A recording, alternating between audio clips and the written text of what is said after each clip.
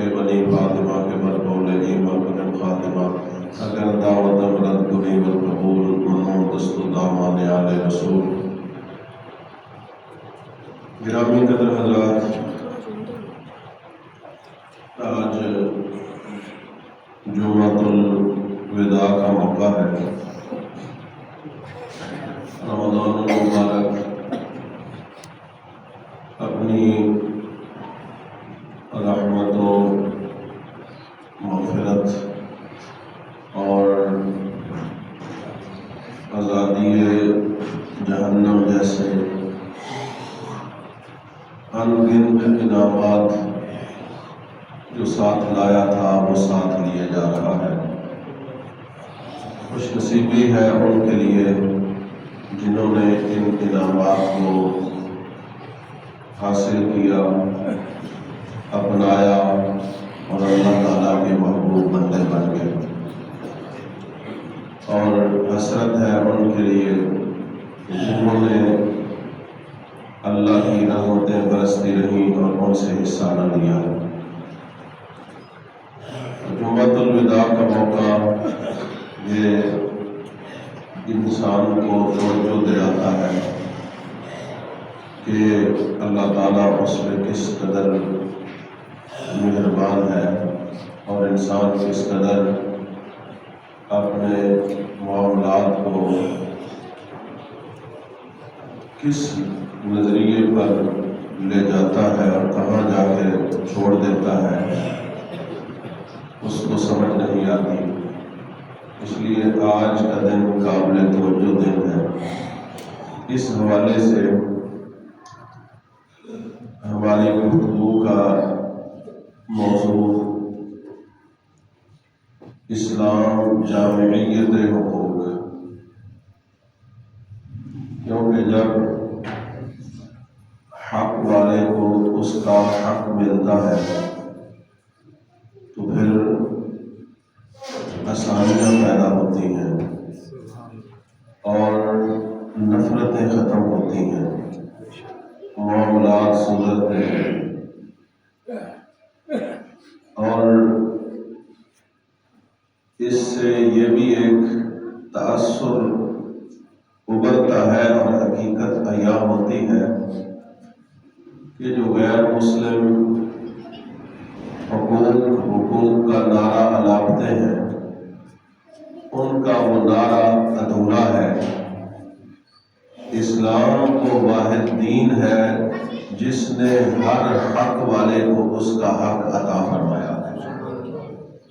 اس لیے ہمیں بڑے حوصلے کے ساتھ، بڑی ہمت کے ساتھ، بڑی متانت اور سنجیدگی کے ساتھ اسلام کی حقانیت کو سمجھنا چاہیے اور پھر اس کو آگے لوگوں تک پہنچانا چاہیے. روایات سے ہٹ کر اپنے آپ کو اس طرح تیار کرنا چاہیے کہ دنیا میں رب ذوالجلال نے جس طرح ہمارے آقا صلی اللہ علیہ وآلہ وسلم کو رحمت للعالمین بنایا ہے، اس طرح آپ کے دین کو بھی سارے جہانوں کے لیے رحمت بنایا ہے. ہر پہلو پر نبی اکرم شفیع معظم صلی اللہ علیہ وآلہ وسلم نے حقوق عطا فرمائے ہیں. بلکہ اگر گہرائی سے اسلامی تعلیمات کو دیکھا جائے تو غیر مسلموں کے تصور میں بھی وہ حقوق نہیں ہے جو میرے آقا نے عطا بھی فرمائے. وہ صرف بات کرتے ہیں حقوق کی کہ فلاں کا حق، اور ہمارے جو بھائی، جو دوست، عارض و اقربا باہر چلے جاتے ہیں وہ آ کر کہتے وہاں تو یہ ہے، وہاں تو فلاں ہے. تو یہ ایسا ہی ہے کہ جیسے گھر میں سب کچھ موجود ہو تو بندہ باہر والوں کی تعریفیں کرتا ہے. تو گھر اللہ تعالیٰ نے جس گھر کو شوکت دی ہے وہ گھر اسلام ہے. اس کے ہوتے ہوئے کسی اور میں ہمت ہی نہیں کہ وہ انسان کا رہبر و رہنما بنے۔ رب ذوالجلال نے اسلام کو یہ شان عطا فرمائی ہے کہ وہ ہر فرد کو اس کا حق بھی دیتا ہے اور اس کو عزت سے جینے اور رہنے کا سلیقہ اور طریقہ بھی بتاتا ہے۔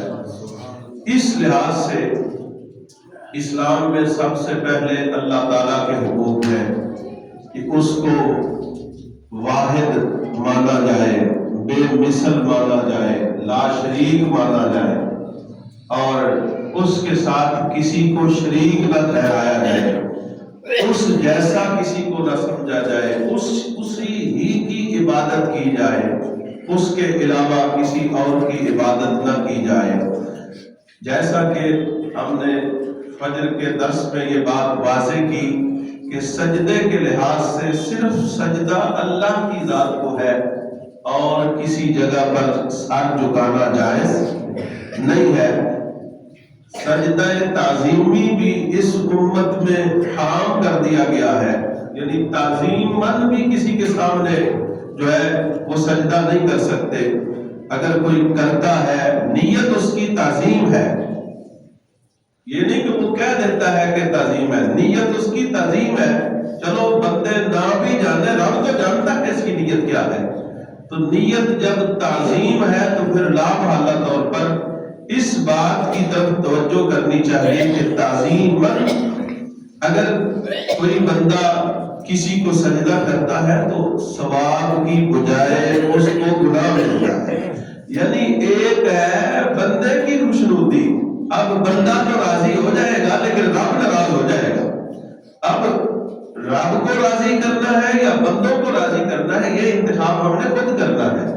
اس لحاظ سے کسی کا کوئی مقام دینی ہو، دنیاوی ہو، اس کے سامنے سجدہ کرنا یہ بالکل جائز نہیں۔ یہ ہے حقوق اللہ۔ پھر حقوق العباد میں سب سے پہلے انبیاء کے حقوق، اور انبیاء میں نبیوں کے سلطان کے حقوق۔ اور ہمارے آقا صلی اللہ علیہ وسلم آج بھی اپنے روضہ انور میں زندہ و تابندہ ہے اور اپنے غلاموں کی خبر رکھتے ہیں، اس لیے ان کے حقوق امت میں جداگانہ ہے اور امت پر جداگانہ ہے، اس واسطے کہ آپ صلی اللہ علیہ وآلہ وسلم ہمارے نبی ہیں، لہذا ان کی ذات عالی پر کثرت سے درود پڑھنا، ان کے دین سے محبت کرنا، ان کی نسبتوں کا احترام کرنا، اور پھر اپنی جان و مال سے بڑھ کر ان کی ذات سے پیار کرنا، یہ میرے آقا علیہ السلام کا حق ہے۔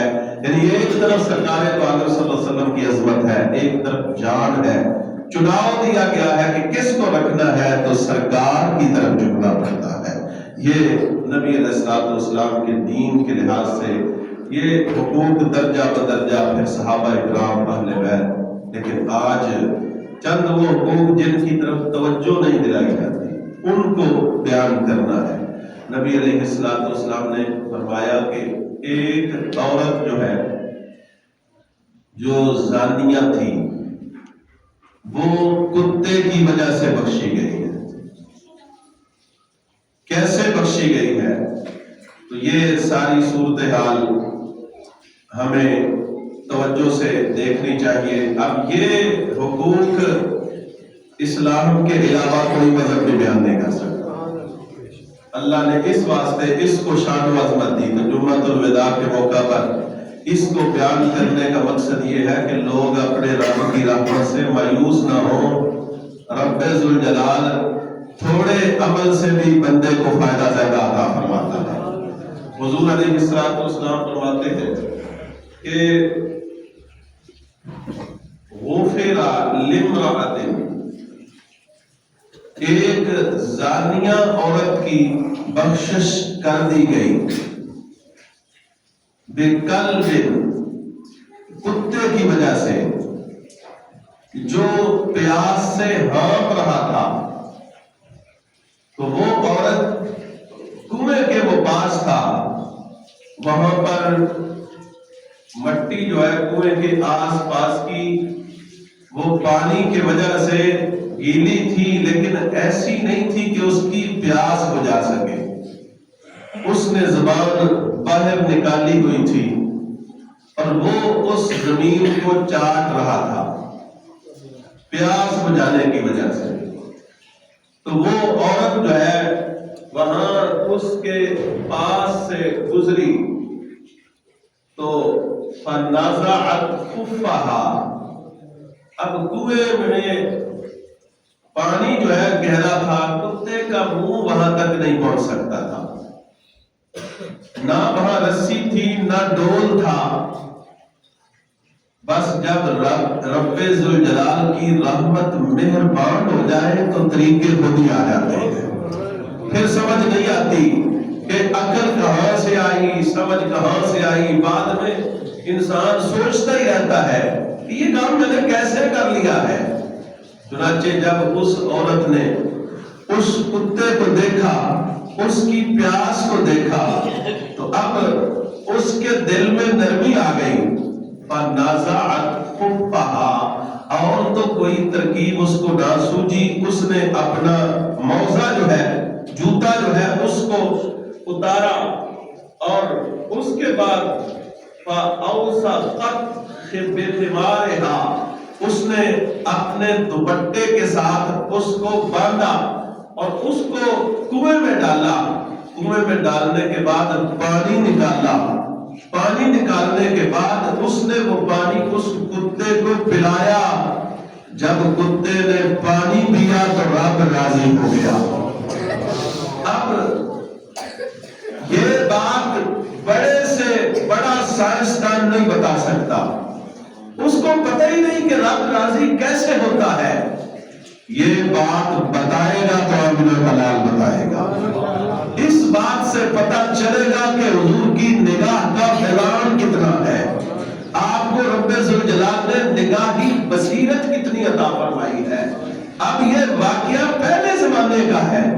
سرکار دو عالم صلی اللہ علیہ وسلم نے اپنے صحابہ اکرام علیہم الرضوان کی محفل میں بیان کر کے ان کو بتایا اور بعد والوں کو سمجھایا ہے کہ جب میرے معاملے میں تمہیں میری نگاہ کے بارے میں سوچنا پڑے تو سوچ یہ رکھنی ہے کہ نبی علیہ السلام کی نگاہ کو رب نے شان یہ عطا فرمائی ہے کہ یہ اپنے سے پہلوں کا ادراک بھی کر لیتی ہے، بعد والوں کا ادراک بھی کر لیتی ہے. یعنی سامنے والے تو سامنے ہیں، جو پہلے آگے چلے گئے ہیں وہ کیا کر کے گئے ہیں سرکار وہ بھی جانتے ہیں، اور بعد میں آنے والے کیا کریں گے سرکار وہ بھی جانتے ہیں. تو اب جس شخصیت کو رب نے یہ شان دی ہو، اس سے بڑھ کر کون حقوق کا علمبردار ہو سکتا ہے. چنانچہ میرے آقا علیہ السلام نے جب یہ بات بیان کی تو اس وقت تعجب ہوا کہ کتا جو ہے اس کی وجہ سے عورت بخشی گئی. اب بظاہر بڑا خسیس جانور ہے. ابھی میں نے یہ نہیں کہا انسان کے یہ حقوق ہے، یعنی جانوروں میں سے بھی وہ جانور جس کو خسیس کمتر سمجھا جاتا ہے، اسلام نے اس جانور کے حق کو ادا کرتے ہوئے بھی بندے کو جنت تک پہنچا دیا ہے. کس قدر ہمارا دین جو ہے عظیم دین ہے، پیارا دین ہے. اب اس وقت صحابہ اکرام نے جب یہ بات سنی تو نبی علیہ السلام کی بارگاہ میں بولے، سوال پوچھا تاکہ بعد والوں کو جب اس مسئلے پر تفکر کرنے کا موقع ملے تو اس وقت ان کو پریشانی نہ ہو. ہم سوال کر کے جواب دربار رسالت سے ان تک بھی پہنچا دیتے ہیں. چنانچہ صحابہ اکرام علیہم الرضوان عرض کرتے ہیں اننا لنا فی البہائم اجرا، یا رسول اللہ یہ جو ہم جانور رکھتے ہیں، دیکھو لوگ بتاتے ہیں آ کر وہاں جانوروں کے حقوق ہیں. اور کیا حقوق ہیں؟ جانوروں کا ظاہری تحفظ ہے، باطنی معاملات کا کی خبر ہی کوئی نہیں ہے. لیکن سرکار دو عالم صلی اللہ علیہ وسلم کیا فرماتے ہیں کہ جب صحابہ نے عرض کی یا رسول اللہ صلی اللہ علیہ وسلم یہ ہم بھینسیں پالتے ہیں، گائے رکھتے ہیں، اونٹ رکھتے ہیں، یہ جانور پالتے ہیں، پرندے ہیں، چرندے ہیں، تو کیا ان کے پالنے میں بھی رب ہمیں اجر عطا فرماتا ہے؟ اب اس سے سرکار دو عالم صلی اللہ علیہ وسلم کی عظمت دیکھیے کہ اور سرکار دو عالم صلی اللہ علیہ وسلم کا رب سے رابطہ دیکھیے. یہ نہیں فرمایا کہ چلو وہی آتی ہے بتاتا ہوں. سرکار دو عالم صلی اللہ علیہ وسلم کے غلاموں نے سوال کیا تو آپ نے آگے سے جواب بڑا جامع عطا فرمایا. رب ذوالجلال کے پیارے محبوب صلی اللہ علیہ وآلہ وسلم فرماتے ہیں کہ فی کل ذات کبدۃ رطبۃ اجر. فرمایا کہ ہر وہ شے جس کا تر کلیجہ ہے، جب تم اس کے ساتھ حسن سلوک کرتے ہو تو پھر رب تمہارے نامہ اعمال میں اس کی وجہ سے نیکیاں درج فرماتا ہے. یعنی اسلام میں جانور کو چارہ ڈالنے پر بھی بندے کو ثواب ملتا ہے، انسان کو جانور کو پانی پلانے پر بھی ثواب ملتا ہے. انسان جو ہے وہ جانور کو جب ضرورت ہو اس کو دھوپ کی تو اس کو دھوپ میں باندھے تو پھر بھی ثواب ملتا ہے. اگر اس کو سائے کی ضرورت ہو تو اس کو سائے میں لے جائے تو پھر بھی اس کو ثواب ملتا ہے. دیکھو اس لیے میں کئی بار یہ بات کرتا تھا کہ اسلام کا مطلب یہ نہیں کہ آپ نماز پڑھنے آئے تو ثواب ملا، حج کرنے گئے تو ثواب ملا، آپ عمرہ کرنے گئے تو ثواب ملا، آپ نے روزہ رکھا تو ثواب ملا، آپ نے صدقہ و خیرات کیا تو ثواب ملا. نہیں نہیں، رب کعبہ کی قسم ہے، رب ذوالجلال نے اسلام کو یہ شان دی ہے کہ جب بندہ ہر لمحہ اپنے نبی کے حکم کے مطابق ان کی اطاعت میں گزارتا ہے، پھر وہ بیٹھا جہاں بھی ہو، کام جو بھی کر رہا ہو، نامہ اعمال میں فرشتے نیکیاں درج فرماتے ہیں. اب یہ شان رب نے صرف اسلام کو عطا فرمائی. چنانچہ ادھر یہ ہے اور آگے کیا ہے، اسی جانوروں کی وجہ سے عذاب بھی مل جاتا ہے. اب دیکھو یہ سرکار کی رحمت للعالمین کا اثر کہاں تک پہنچا ہے. اگر یہ میرے آقا بیان نہ کرتے تو ہم شاید جانوروں کے ساتھ سختیاں اور زیادتیاں کر کے جہنم میں چلے جاتے. تو نبی علیہ السلام نے اس راز سے بھی پردہ اٹھایا ہے اور اپنی امت کو سمجھایا ہے کہ قیامت آنے سے پہلے پہلے اپنے نامہ اعمال کو دیکھ لو، اپنے کردار کو دیکھ لو، اپنی حیثیت کو دیکھ لو کہ کہیں ایسا تو نہیں کہ کل قیامت والے دن تم پکڑے جاؤ. نبی علیہ السلام نے فرمایا عذبت امرأۃ، ادھر ایک عورت کتے کو پانی پلا کے جنتی بن گئی. حالانکہ وہ بدکار یعنی جرم اس کے بے شمار تھے، لیکن جتنے بھی تھے رب کی رحمت سے زیادہ نہیں تھے. اللہ تعالیٰ نے اس پر رحمت کی. اور ادھر کیا ہوا، عذبت امرأۃ بحر، عورت کو بلی کی وجہ سے عذاب دیا گیا، وہ جہنم میں چلی گئی. یعنی ادھر بھی جانور ادھر بھی جانور. کس وجہ سے ایسا ہوا؟ نبی علیہ السلام فرماتے ہیں کہ امسکتھا حتی ماتت من الجوع. اس نے کیا کیا؟ بلی کو باندھ دیا، پھر اس کو کھانے کے لیے کچھ نہیں دیا، نہ پینے کے لیے کچھ دیا. تو فرماتے ہیں کہ فلم تکن تطعمها، اس نے اس کو کھانے کے لیے کچھ نہیں دیا. ولا ترسلها، نہ ہی اس کو چھوڑا کہ وہ خود اپنا انتظام کرتی. دیکھو نا یہ ہزاروں قسم کے ایسے جانور، یہ مکھیاں، مچھر، یہ سب کچھ یہ خود ہی اپنا انتظام کرتے ہیں، رزق خود لیتے ہیں. یہ کوئی ان کا رزق ان کو پہنچاتا نہیں، ان کو رزق رب العالمین پہنچا دیتا ہے. یہ اس کی شان ہے کہ اس نے وعدہ کیا ہے سب کے ساتھ رزق کا، لہذا کسی کو اہتمام نہیں کرنا پڑتا. اگر وہ بلی کو چھوڑ دیتی تو پھر اس کا وہ بلی خود اپنا رزق تلاش کر لیتی، لیکن اس نے باندھا، اس کو کھانے پینے کے لیے کچھ نہیں دیا، حتی ماتت من الجوع، یہاں تک کہ بلی بھوک سے مر گئی۔ جب مری تو حضور فرماتے ہیں اس بلی کو باندھنے کی وجہ سے اور اس کے مرنے کی وجہ سے عورت جہنمی بن گئی۔ اب آپ سوچو تو صحیح کہ ایک عورت اگر بلی کو باندھ کر بھوکا رکھ کے اس کی جان جو ہے وہ چلی جائے تو عورت جہنمی بنتی ہے، تو انسان بھی ذرا توجہ کرے، حکمران بھی توجہ کرے، ہر فرد توجہ کرے کہ اس پر کس قدر حقوق لازم ہے۔ ایسے ہی امیر عمر نہیں بولے تھے، ایسے ہی حضرت فاروق اعظم رضی اللہ تعالی عنہ نے یہ جملہ نہیں نکالا تھا، ان کو اسلام کی جامعیت کا علم تھا، وہ عام مدرسہ میں نہیں پڑھے تھے، وہ نبی علیہ السلام کی نگاہ کے فیض سے پڑھے تھے۔ اس لیے آپ نے فرمایا تھا کہ دجلہ کے کنارے پر کوئی جانور بھی پیاسا مر گیا تو قیامت والے دن عمر اس کا بھی حساب دے گا۔ اور بعد والے حکمرانوں کو بتایا تھا کہ اس بات کا ادراک رکھنا کہ تم پر صرف انسانوں کے حقوق نہیں ہے، جانوروں کے بھی حقوق ہیں، اور اس بارے میں بھی تم سے پوچھا جائے گا۔ آج کی صورتحال اپنے سامنے رکھ کر اپنے ارد گرد نظر دوڑائیں تو آپ کو پتا چلے گا کہ اگر آج بھی ہم امن اور سکون سے رہنا چاہتے ہیں تو اسلام کی چھتری کے نیچے آنا پڑے گا، اسلام جو ہے وہ ہمیں عطا فرمائے گا۔ اب دیکھو یہاں یہ عورت کس قدر آگے جو ہے وہ گزری تو جہنمی بن گئی، تو پتا چلا جانور کی خدمت سے رب جنتی بندے کو بنا دیتا ہے اور جانور سے زیادتی کرنے پر بندے کو جہنمی بنا دیتا ہے۔ کس قدر اسلام کی شان ہے۔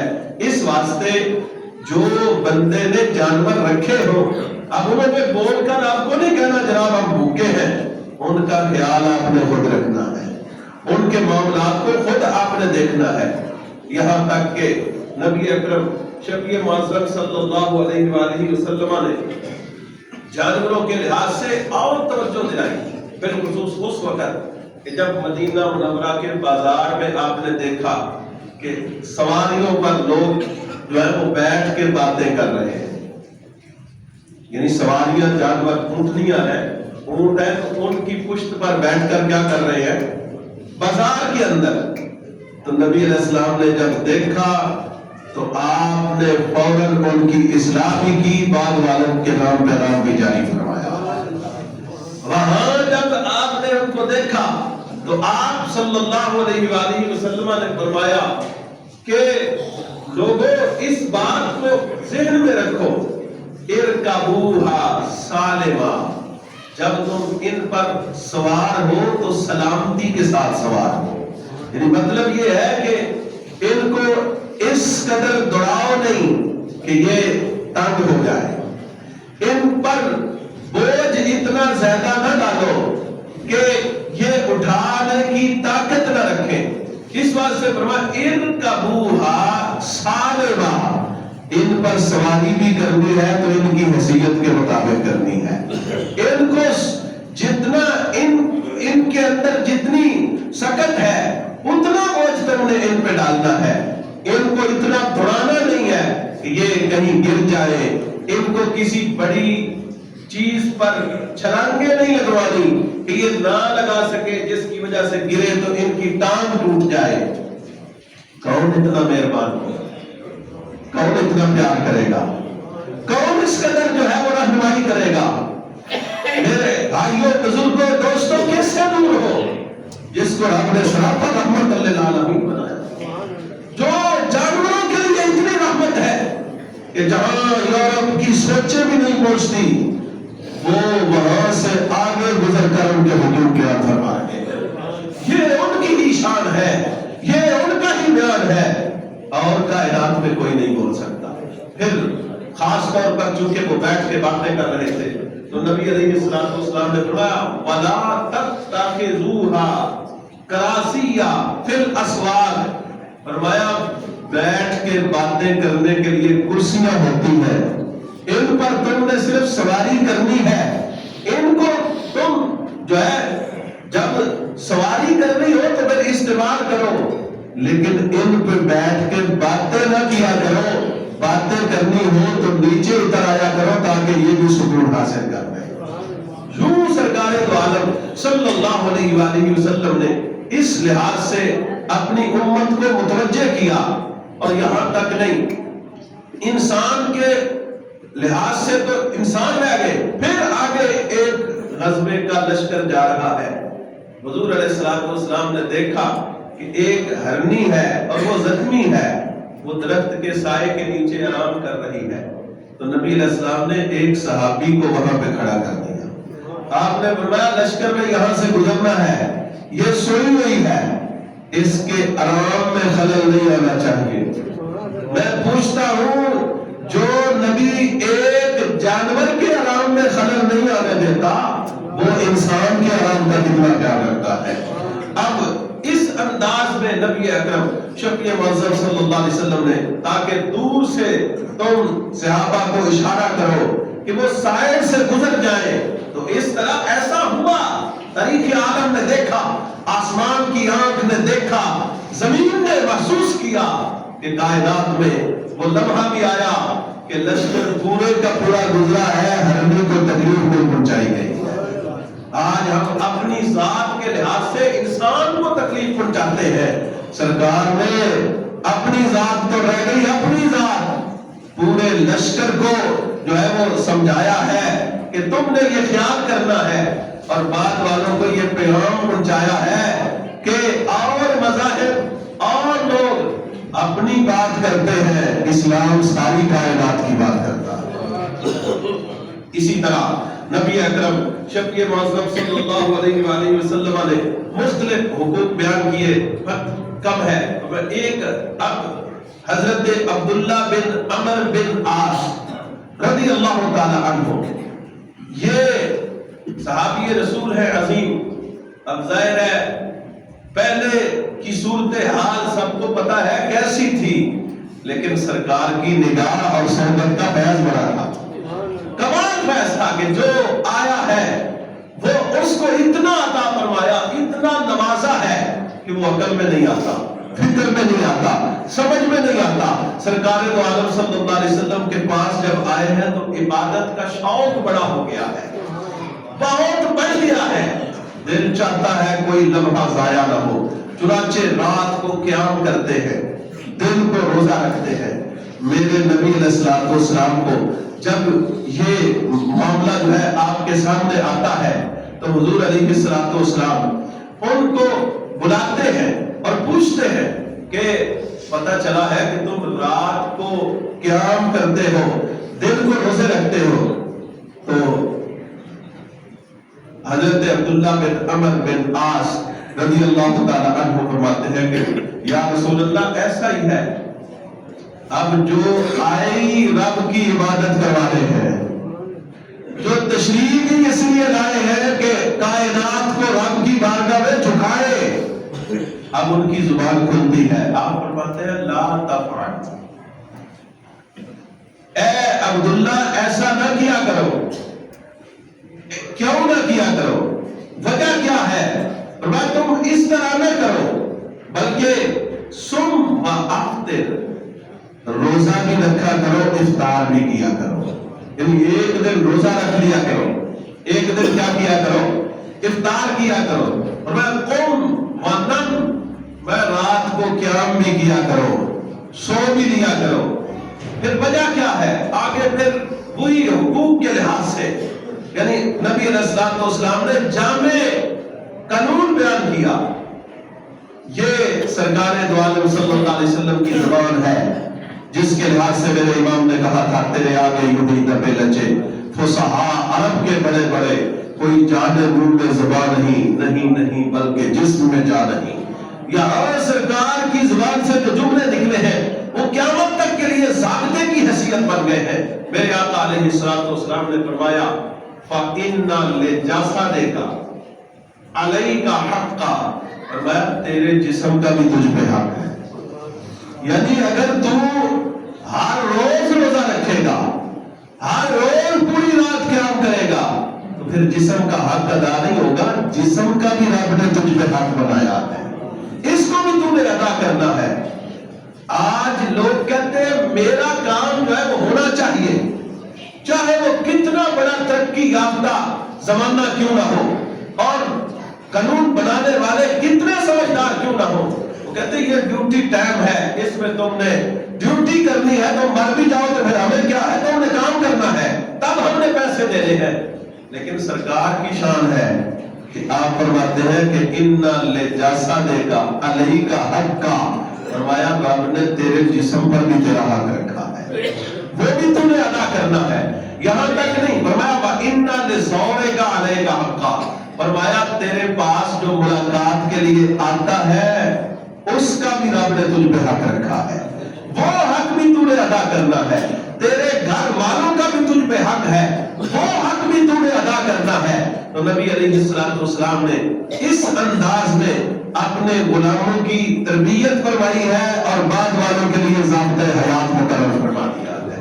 یہ آپ کی شان رحمت للعالمین کا انداز ہے کہ نبی اکرم شفیع معصوم صلی اللہ علیہ وآلہ وسلم نے اس انداز میں سمجھایا ہے۔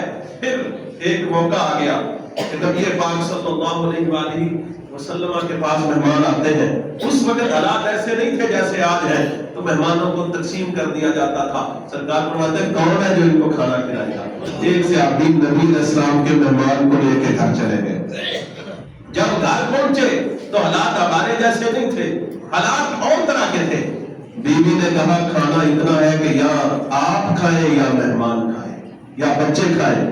تو آپ اس صحابی رسول نے جن کی تربیت آمنہ کے لال نے فرمائی تھی، جن کو فیضان نبوی ملا تھا، صحبت رسول میسر تھی، ہماری تو عقلیں حیران ہو جاتی ہیں کہ ان لوگوں کو رب نے کیسی فراست عطا فرمائی اور کیا کیا ان کو سرکار کی نگاہ سے مل گیا۔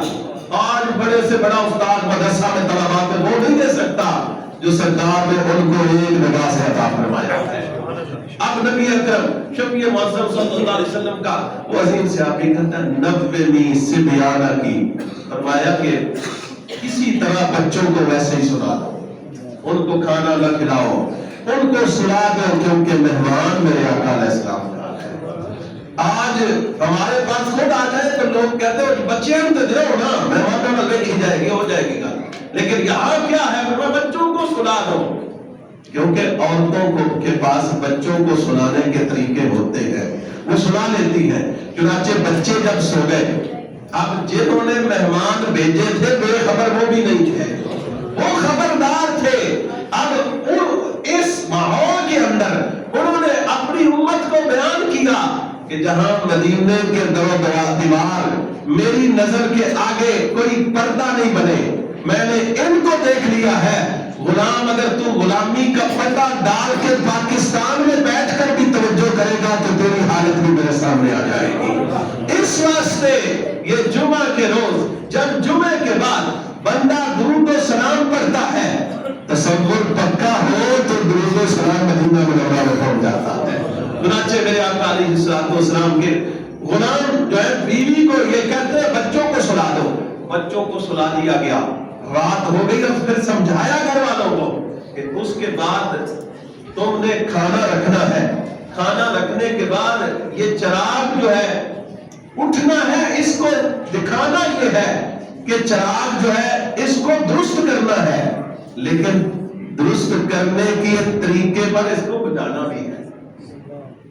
اب جب چراغ جو ہے وہ بجھایا جائے گا، پھر بعد میں فرمایا کہ اس کے بعد برتنوں کی آواز بھی اور اپنی آواز بھی جو ہے وہ اس طرح بنانی ہے، پیدا کرنی ہے کہ مہمان پریشان نہ ہو، ان کو پتا چلے جیسے ہم کھانا کھا رہے ہیں ویسے میزبان کھانا کھا رہا ہے۔ یعنی صرف ہم نے ان کے جسموں کی مہمانی نہیں کرنی، ان کے خیالات کی میزبانی بھی کرنی ہے، کیونکہ مہمان رسول اللہ صلی اللہ علیہ وسلم کے ہیں۔ اب دیکھو صحابہ اکرام علیہم الرضوان کی جو صورتحال ہے، باتیں کرنی بڑی آسان ہے، کام کرنا بڑا مشکل ہے۔ یہ کہنا بڑا آسان ہے کہ انہوں نے کیا کیا تھا، رب کعبہ کی قسم ہے جو انہوں نے کیا تھا ہم نہیں کر سکتے، ساری زندگی نہیں کر سکتے۔ ساری زندگی لگے رہے نہیں کر سکتے. انہوں نے ایک لمحہ جو سرکار کے پاس بیٹھ کے گزار لیا ہے وہ ہماری سینکڑوں سالوں عبادت سے کہیں اوپر چلا گیا. ان کا مرتبہ و مقام کیا پوچھتے ہو گرامی قدر حضرات. اب ہوا کیا ہے ادھر ایسا ہی ہوا برتنوں میں اور کھانے پینے میں یوں محسوس کرایا گیا, یعنی خود کھانا نہیں کھایا, گھر والوں نے کھانا نہیں کھایا, لیکن محسوس کے کرایا کہ جیسے ہم کھانا کھا رہے ہیں. چنانچہ رات بیتتی گئی. میں نے پہلے کہا تھا کہ مہمان جنہوں نے بھیجے تھے بے خبر نہیں تھے. رات بیتتی, صبح صحابہ اکرام میں سے صحابی جب پہنچے, میرے محبوب ان کی طرف متوجہ ہوئے.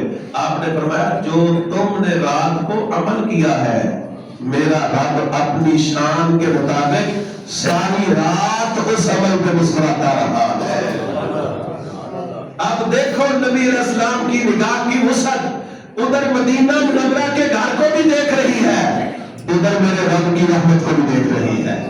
اس لحاظ سے یہ جامعیت حقوق رب نے جو اسلام کو عطا فرمائی ہے اور کسی مذہب میں نہیں ہے. ہم خوش قسمت ہے کہ رب ذوالجلال نے ہمیں اسلام جیسا مذہب عطا فرمایا ہے. خوش قسمت ہے ہم کہ ہمیں رب ذوالجلال نے حضور علیہ السلام جیسا نبی عطا فرمایا ہے. خوش قسمت ہے ہم کہ ہمیں قرآن جیسی کتاب عطا فرمائی ہے. خوش قسمت ہے ہم کہ ہمیں رمضان جیسا عظیم ماہ مقدس عطا فرمایا ہے. تو جمعۃ المبارک کے اس موقع پر چند حقوق کا ابھی نمونہ پیش کیا گیا ہے. آگے جہان اور بھی ہے. اس کے بعد جمعے کے بعد تھوڑا وقت رب کے لیے نکالے, حضور علیہ السلام کی بارگاہ سے کی طرف توجہ کرے اور اللہ تعالیٰ سے اپنے گناہوں کی معافی مانگے. جو گزشتہ ایام ہیں ان کی قبولیت کی دعا مانگے, جو بقیہ ایام ہیں ان کے پر استقامت کی دعا مانگے. یہ آج قبولیت کی گھڑیاں ہیں. اللہ تعالیٰ کی بارگاہ میں دعا ہے کہ رب ذوالجلال اس پرفتن دور میں ہمیں صراط مستقیم پر چلتے رہنے کی توفیق عطا فرمائے. اور آخر دعوانا الحمدللہ.